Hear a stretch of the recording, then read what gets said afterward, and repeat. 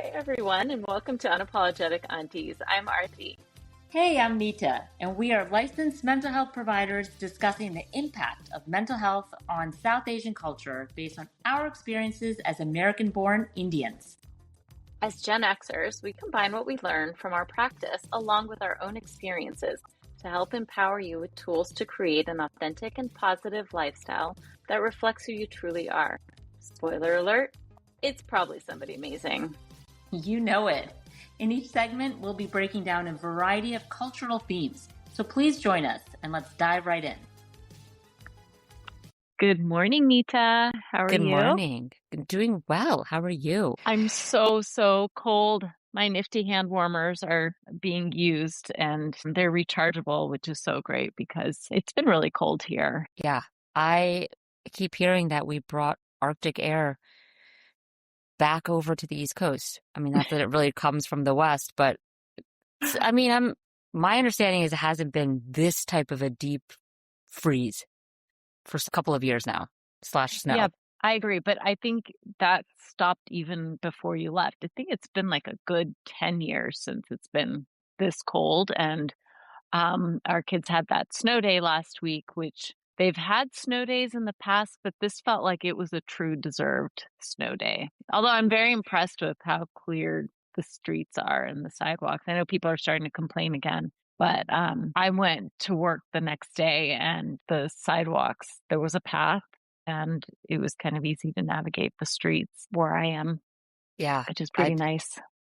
Definitely had to do some like long jumps, over the corners in that initial plowing time. But I think there's some backlash starting now, right? People are like, it's been a week and there's like limited trash pickup. And then, there's always going to be some grievance. But yeah, I mean, the digging out of it is a huge undertaking. I mean, part of the problem is it just hasn't warmed up. I think the last few years we would have snow and then the next few days it would get really warm and the ice and the snow would melt. Yeah. Ice. That makes me think of things that are going on in our country right now.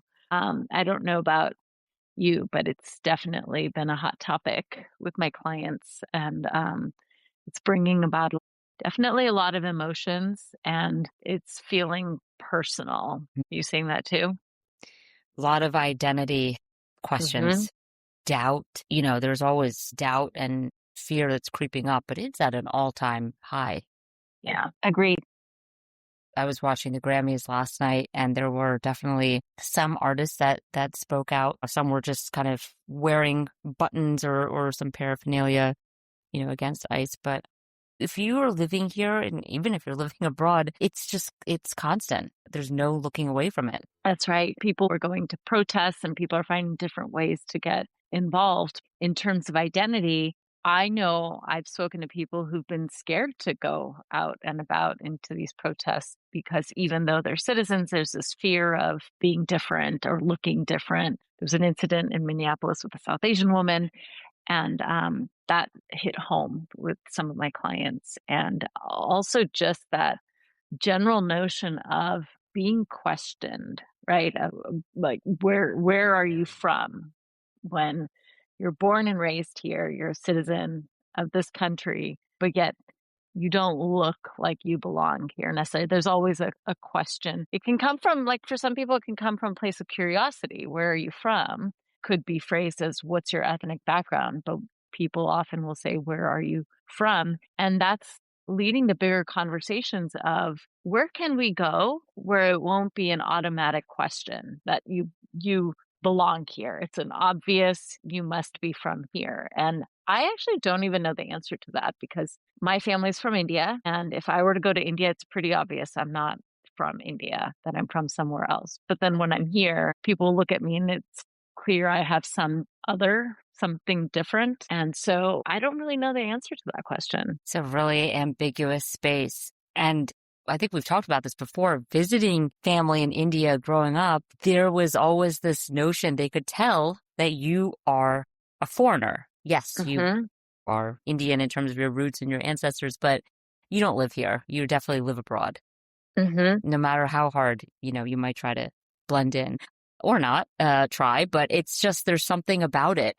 And then It's just the opposite happens when you're here. It's almost like a shrinking of self, right? Because it's not matching the majority. That's being other in two places, and increasingly more so here with our feet on the ground as born and raised Americans. It's just really confusing and it's very displacing. Yeah. And, it makes me also think about sometimes when I'm in a taxi with the driver who's South Asian, I'm almost always asked, "Where are you from?" And because that question bothers me, I always say, "California." And they're like, "I know, but where are you originally from?" Right. And so whenever that question is asked of me, it makes me feel like I can't answer authentically because there is a little bit of shame, right? That's kind of interjected with, well, what are your roots? Like you should be proud of your roots and say, I'm from India or I'm from, another South Asian country or whatever country your family immigrated from. But what do you do when that's not what you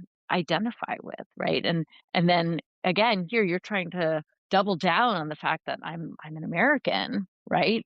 With South Asian roots, this whole concept of mixed identity, it's taking me back to when I was a kid. I feel like I'm a child again. Like, where exactly do I belong? Where am I from? And I haven't felt this way in a long time. It's frustrating because I feel like I already did this.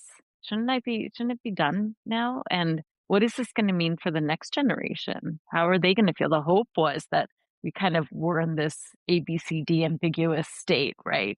Which the next generation would be able to have a more solid sense of identity. And I think they do, but right now with the way things are going, maybe they're starting to question something they didn't have to question before. It's certainly bringing up topics for the younger generation that, to your point, never had to really think about, right? Yeah.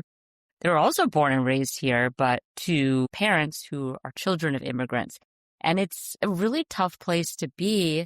In fact, I actually tend to do the opposite. When someone asks me, where are you from? My default is always India. I mean, I don't know if I'm conditioned to say that or there's a sense of pride for that as Hmm. well. Maybe a little bit of both, but depends who's asking. If it's Yeah. not a South Asian person, I'm just, pour out all my love for Philadelphia right off the bat. So it's really interesting on who's doing the questioning. And last week I was in this process of applying for e-visas, tourist visas to travel to India, which is, Hmm. in the cards for this year as a family. Oh, wow. In the application process, you have to list your parents and their current citizenship, their birthplace, former citizenship, if there was Yeah. one. And it really got me thinking about how much this might be coming up for those who have changed citizenship, maybe decades ago. Yeah. And so when you were mentioning the younger generation, it made me also think of, we always talk about being in the sandwich culture about the older generation too. And it's like the feels are so big all around, and there's not just one emotion to name to it, but I'm assuming several that coexist with each different set of generational experiences. We're in the process of applying for our OCI card, which is the Overseas Citizenship of India, right? So this would allow us the opportunity to go back and forth without having to get a visa, even though we Uh-huh. are US citizens, right? But this application process has been so tedious and so difficult. The amount of paperwork that we need to fill out and the hoops that we need to jump through. And I mean, my mom's passed away, but they're requiring information from her past, that paperwork from her past, which we can't necessarily access anymore. It makes me feel as if they don't want to make this easy for us, right? So Mm. it's like, okay, so you don't want me there. And now I'm feeling like I'm not wanted here by some Hmm. people. Where can I go? Where am I wanted? Where can I belong? And that's such a sad, it's so sad to say that out loud. I mean, I'm still see myself as an American and I'm born and raised here and I can't let go of that. I don't want to let go of that, but I feel like people are not wanting to see me that way. There's a lot of grief here. Hmm. You named that perfectly. Grief. That's really powerful messaging, frustrating, sad. maybe a little humiliating. It's like, you want to try this identity on now as your I know. lifetime, maybe you can, maybe you can't. And there's also this like power dynamic that comes up then too, right? Well, I want to, and I'm applying, and I hope I get approved. And it's sort of like, yeah, I don't know. We'll see. Yeah, that I age old, know, it's we'll the see. power thing, right? Yeah. So much power right now in these governments, and there's a lot of helplessness that I think a lot of people generally are feeling that, we shouldn't have to feel, right? Because, like, it is a democracy and it is supposed the power should be with the people, but I think people are starting to really question that. Some people are starting to really question that. Yeah. I mean, and just this sort of idea of belonging and connection and roots. We have talked about ourselves, but also themes with clients toggling between the idea of independence and autonomy here in the US and also that collective society back from, South Asian countries that are represented. And what's the fine line between the two? Everyone's definition is different. That loyalty, that obligation, the lack thereof, if you choose to discount some of the traditions. We empower our clients to make those choices, right? Set boundaries in ways that are helpful for them. But we're getting back to some regression. Like, I don't know if I can now, right? From a larger power dynamic. So that helplessness, I think, is tough. And we talked, about motivation versus momentum. And it's like both are really stagnant and it's just a challenging time. And not to mention, as we were talking about the weather, I mean, Nashville, I have friends who've been without power for over a week. And then the Carolinas Jeez. just got socked with a storm. It's like, my in-laws in Florida had their pipes, they froze and then they burst. It's just the infrastructure is not made for, severe winter weather there. So it's like everything just feels, I'm using weather again, but like these mini tornadoes are happening in all different pockets. Right, which also brings about fear, right? I think a lot of people are feeling fear right now, that uncertainty in the future where this is going. I feel like you and I just had this conversation a year ago about fear and uncertainty. Here we are a year later, and that feeling is still there, and it's probably even magnified. It's even more intense now than it was before. How do we manage that fear? I've heard people say things. I mean, you and I both. We were at a dinner recently, and we heard people comparing what's going on now to things that have happened in the past in history, right? Things Hmm. that happened in World War II, partition, right? Where people were told that they didn't belong somewhere, where they had generations of family member, right? Partition, people were kicked out of their homes and told, no, you're not supposed to be here. You're supposed to go there. I mean, we're not at that stage, but I can't even imagine. Like, it's making me think about what that experience must have been like after having a sense of identity, feeling like you belong to one place, and suddenly being told, no, you actually don't belong here. You belong somewhere else, and having to start all over again. How difficult that must have been. Yeah. We're holding space in this conversation for those who are sort of seeing themselves in a mirror. And again, each person's unique experience is the truth to them, trying to be a collective society in terms of, yeah, I feel it too. It's kind of what we're sharing here. And I mean, there's no answer. I think just being able to have conversations out loud and naming some of the things we're feeling and the whys Hmm. hopefully is helpful, right? Maybe with some like-minded folks, because then sometimes you learn about what other people are doing or how they're managing it, or you are imparting some wisdom of how you are managing it, and then there's no one solution for one person or one group. Um, as much as we can have a little discourse, I think it's all the more important because we go about our day, right? And we see the news, we have work, we have folks that we talk to, but at the end of the day, sometimes it's just, it's so sad and it's so frustrating that we just don't try to run avoidant, but we don't even want to deal with that because it's also like, what parts of my day can I pull some joy from without failing to acknowledge how we're feeling about a larger systemic issue? Right, because I think that when we avoid it and when we start to feel this sadness and we hold it in us, there is this concern of isolation and loneliness, which studies show that people are feeling more and more isolated and lonely now than they have in the past. And these younger generations, it's like just increasing. And so when you start to feel low like this, it's like an alarm. How can I find my people? How can I connect? And I mean, hopefully this is doing a little bit of that here. No, you're not alone. A lot of people are feeling this way. I mean, if it's coming up in majority of my clients in my room, it's coming up for you with a lot of your clients in your room too, then people out there are feeling it. It's not just you. And there is something about that that can hopefully pull you out of that loneliness, that feeling of solidarity. Yeah. Sitting with it is important. Sitting with it alone, like you named grief, there's a choice to be able to like enter into a space. No one's saying, hey, we have a magic wand to heal from it. Right. But where is there a place where you can kind of just put your guard down for a minute and be able to think? I mean, I know folks who were like, oh, I'm so curious, this presenter, are they going to say something? I'm thinking Grammys is fresh in our head, but, I have heard somebody mention this morning, like, I thought there would be more. I thought they would use the stage as a platform more. So there's hope that there will be maybe not a clapback, but some type of conversation. So I'm naming that because I feel like we are naturally craving it, but we want a space to be able to like, humanize how we feel. Right. Right. And I mean, even if it's not an expectation from famous people or like a larger platform, even you can create your own small individual platform, right? Like I had coffee with a friend of mine on Friday, which you didn't get to join us, but we did talk about a lot of this. And there's this feeling of, oh God, it's like such a relief to be able to talk about this stuff out loud with somebody who says, yes, I feel the same way. It's not a solution.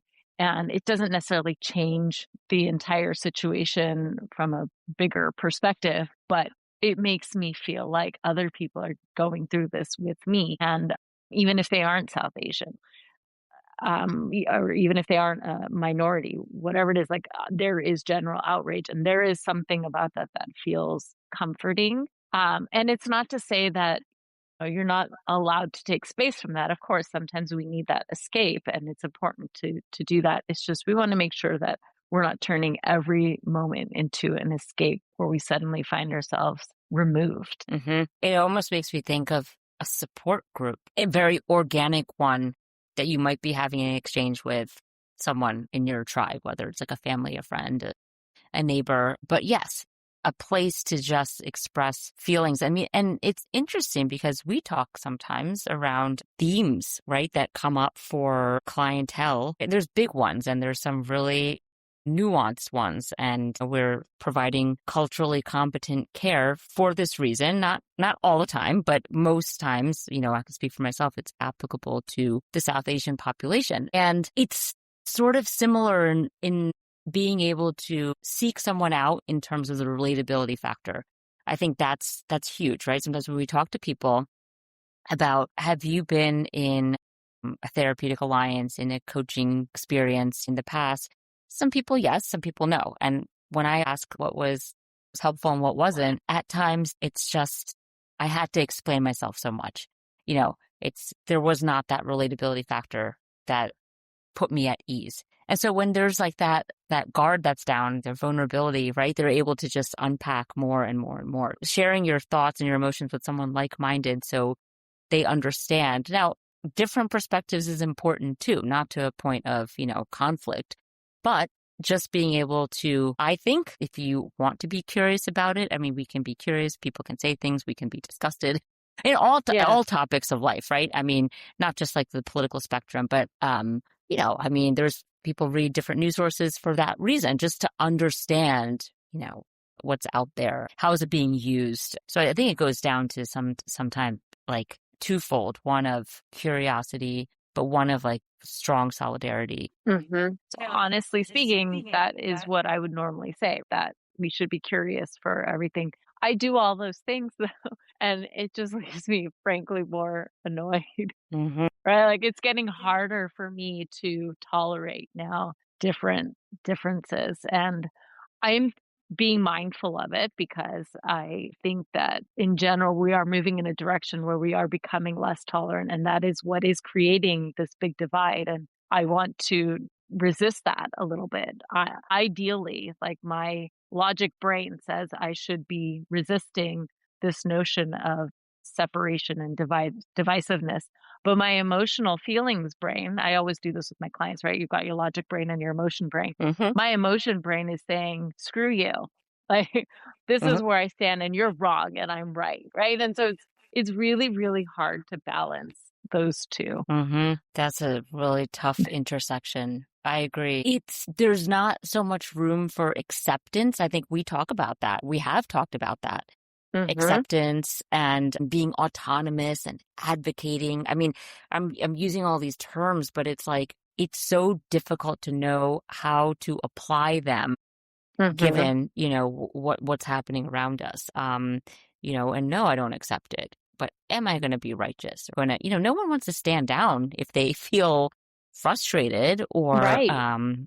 cheated. Especially if their identity is being questioned or their safety, right? Like now we're talking about the whole Maslow's hierarchy of needs, right? And at the very most foundation of it is your safety and security. And if that's being threatened, it's even harder to have logic brain overtake your emotional brain. Right. And so I only brought that up because, and I did make it personal, but I brought it up because I think that sometimes we have to cut ourselves some slack and give ourselves a break. Sometimes it's really, really hard the shoulds come in the way and we can easily feel guilty. Sometimes maybe it's important to understand maybe I need to just feel this way right now and it's okay to feel this way. And I don't have to do anything with that feeling, just kind of note it and acknowledge it and maybe self-care, like nurture myself through it a little bit Mm-hmm. and keep moving Keep instead of moving. fighting. Yeah. Yeah. Yeah. I mean, to have to think about making that choice, that alone just brings up a sense of loss. Like, Grief. because right. And we have what you're sharing is sort of, I can give myself permission to choose, but ultimately I'm going to wake up tomorrow and it'll be a different landscape. Hmm.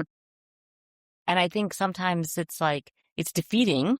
So there's that, but continuing to channel, move forward with hope, and that's why I think in terms of sitting with it, sort of nurturing ourselves is important. And from a preventive standpoint of really sort of feeling more and more isolated, I think that having a forum for discussion is important. It could be very Hmm. small. So that's why we're certainly not telling people to form neighborhood groups, but creating a space intentionally where you feel like you belong is so important in this day and age. Yeah. I mean, you're talking about community, right? It's one of the first Yeah. things I talk to my clients about is where's your community? Who are your people? Mm-hmm. It's so important. And as therapists, like that is something that we are trained to focus on. Who is your support outside of us and outside of yourself? Because sometimes you need a little support. You can't do it all on your own. We are social beings and we need to be able to lean on each other and find our village. And your therapist is with you once a week, right? And so Yeah. who's there with you in the middle, right? So community is definitely important. And community, it might look different, right? I mean, growing up, we knew what our parents' community looked like. Maybe we have a different sense of community. Maybe community is just the people in our immediate family. Maybe community is your best friend. Whatever your community looks like, Mm-hmm. that's your support. And I think it's important to lean into that. I read an article recently about the key to stronger friendships these days is aggressive friendship. And while that I word, saw did you that read that? I in think the it's in the New York Times. Times. Yeah. Yeah. And I mean, it's so true, right? Sometimes we hesitate. I'm always the one who's reaching out. But if that's what you need right now, and, assuming that we're not talking about overstepping boundaries or anything, reach out again to that person and say, hey, let's grab a cup of coffee and have a chat. Mm-hmm. It can make you feel human again. And I think we all need that right now. From a joyful perspective, I think you do a fantastic job of gracious and gentle, aggressive friendship. And I Thank value you. that. I You really do do value too. it. You do too. I mean, But I think, we are overdue for a coffee, by the way. yes, I know. I need to explore a little bit more of coffee. Or we get lunch. in this, yes, our lunches are pretty fabulous. We did have lunch though last week. Maybe it just Yeah, doesn't feel like it's enough. I need more Nita time. sign me up. We have great conversations and I really do value that. And I think, it's not a projection. To your point, it's kind of like, hey, it fills my cup being in relational energy with you. Mm-hmm. It's helpful for me. I hope it's helpful for you. And then hopefully it's pass it on type of thing. Yeah.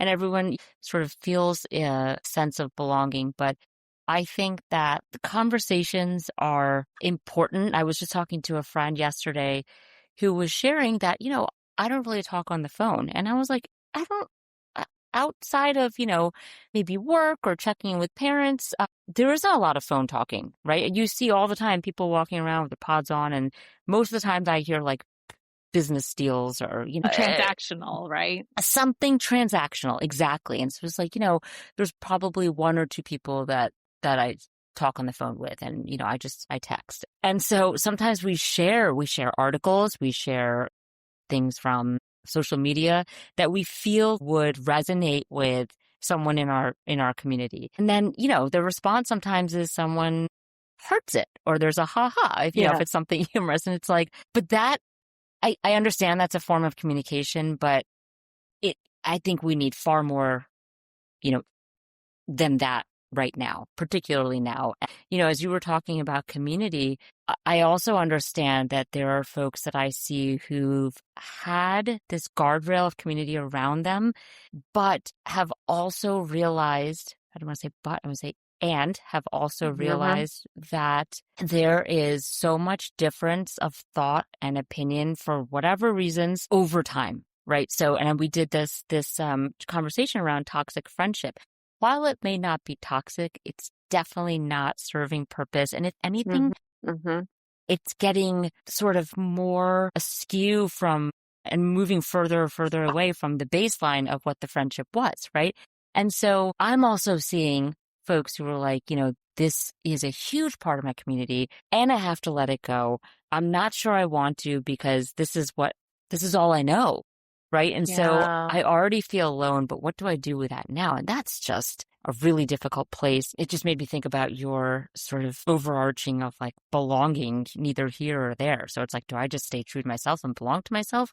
Do I continue to rally with the pack? Or do I just stop, be alone with myself and then find new aggressive friends? Maybe. I don't know. Aggressive I friendship know. types. Like this is It's, making me think that we need to revisit friendships, conversation on Mhm. on friendships. I mean, what friendships evolve, right? And I mean, it is hard to say goodbye to a group of friends that you once belonged to, and sometimes there's a feeling of FOMO, like you've kind of pulled yourself out of a group. But it is also important as we continue to grow and evolve. How do I stay authentic to myself by being my authentic self in my relationships too, and also making space for new relationships through that authenticity? You're right. This is all part of that sense of belonging. If I am pushing and forcing myself to be part of a group that I don't feel like I belong in, what can I do about that? There is grief with that. This is true. But maybe I can use my energies to find that group that I do belong in. I mean, we Mhm. can all find our people somewhere. And maybe that's like a nice takeaway message, right? I mean, Mhm. I feel like everywhere I have gone, it might have taken some time here and there, and things might have evolved, but I have managed to seek out and find support, right, Mhm. wherever I go. And maybe there can be some trust that at some point we can find that, maybe in a small way in our everyday life.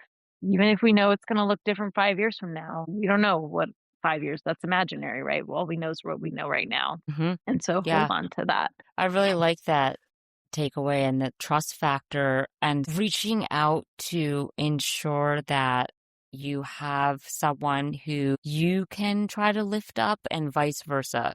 It doesn't even have to be, I'm saying lifting up because I'm just thinking about, someone's shoulder, or someone like holding your hand through what you might be Hmm. going through.